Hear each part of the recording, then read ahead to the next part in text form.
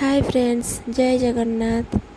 आज ହେଉଛି ଚୈତ୍ର ମାସର ଚତୁର୍ଥ ପାଳି ମଙ୍ଗଳବାର।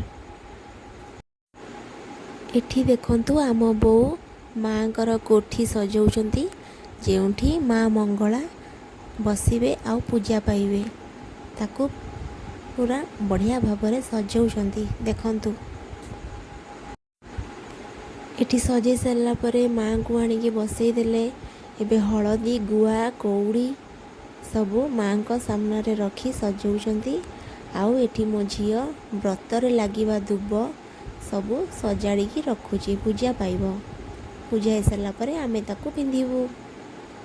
ଏଠି ମୋ ପୁଅ ପିଠା ଭାର ବୋହିକି ଠାକୁରଙ୍କ ପାଖକୁ ଆଣିବ। ସେଠି ବି ମୋ ଝିଅ ତାକୁ ସବୁ ସଜାଡ଼ିକି ରଖୁଛି ସିନ୍ଦୁର ଦେଇକି।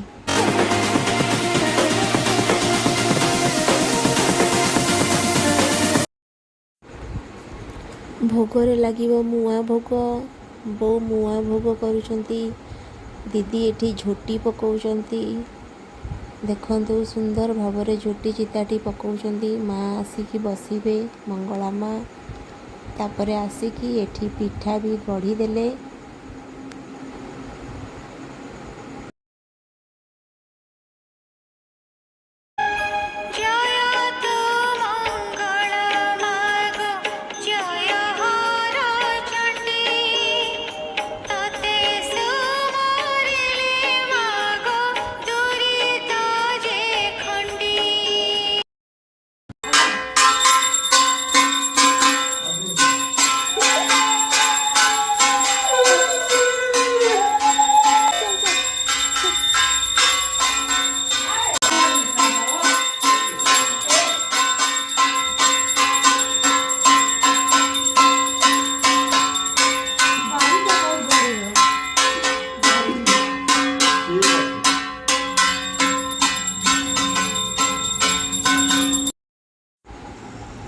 ଏଠି ପୁଅ ପିଠା ଭାର ନେଇକି ଆସୁଛି ମାଙ୍କ ପାଖକୁ।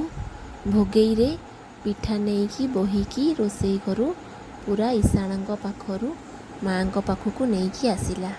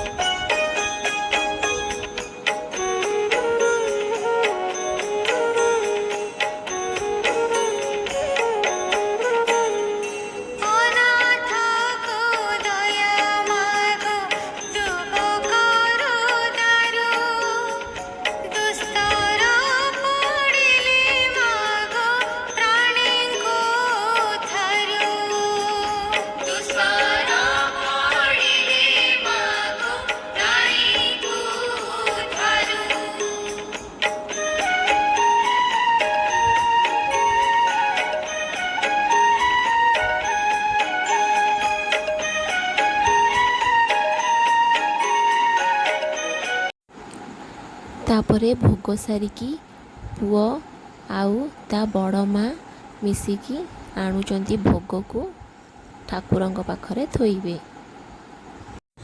ତାପରେ ଆମେ ଏଠି ସମସ୍ତେ ବାହାରି ଗଲୁ ମନ୍ଦିର ଯିବୁ।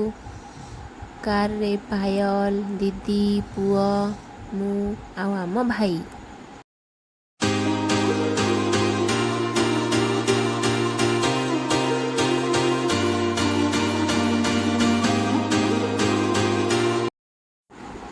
ମନ୍ଦିର ବହୁତ ପାଖରେ ଅଛି, ସେଥିପାଇଁ ଆମେ ଜଲ୍ଦି ମନ୍ଦିର ପାଖରେ ପହଞ୍ଚିଗଲୁ। ଆଉ ସାଙ୍ଗରେ ଆସିଥିଲେ ଆମର ବଡ଼ ନଣନ୍ଦ।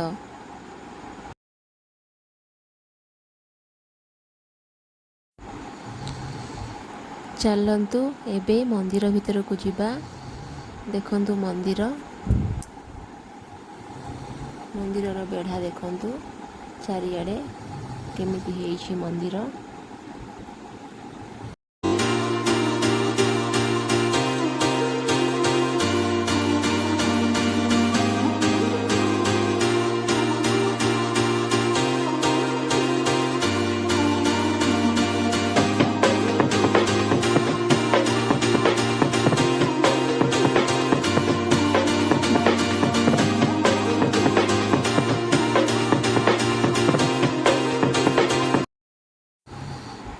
ସେଦିନ ମଙ୍ଗଳବାରରେ ନବରାତ୍ର ଚାଲିଥିଲା।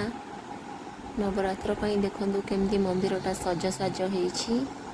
ଆଉ ଲୋକମାନେ ବି ବହୁତ ସାରା ଅଛନ୍ତି, ଚୈତ୍ର ମାସ ମଙ୍ଗଳବାର କରିବାକୁ ଆସିଛନ୍ତି ଆଉ ନବରାତ୍ରରେ ମଧ୍ୟ ଯୋଗ ଦେଇଛନ୍ତି।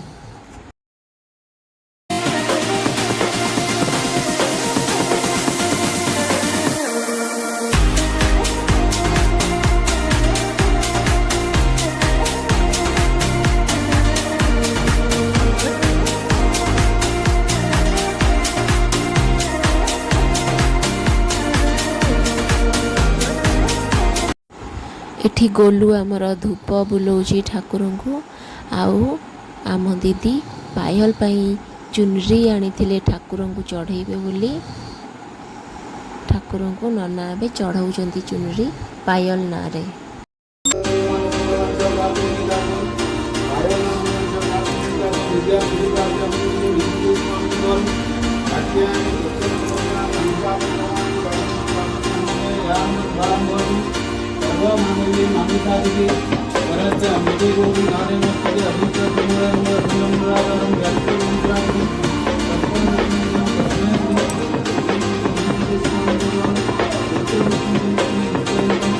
जथा रुद्रम प्रजापति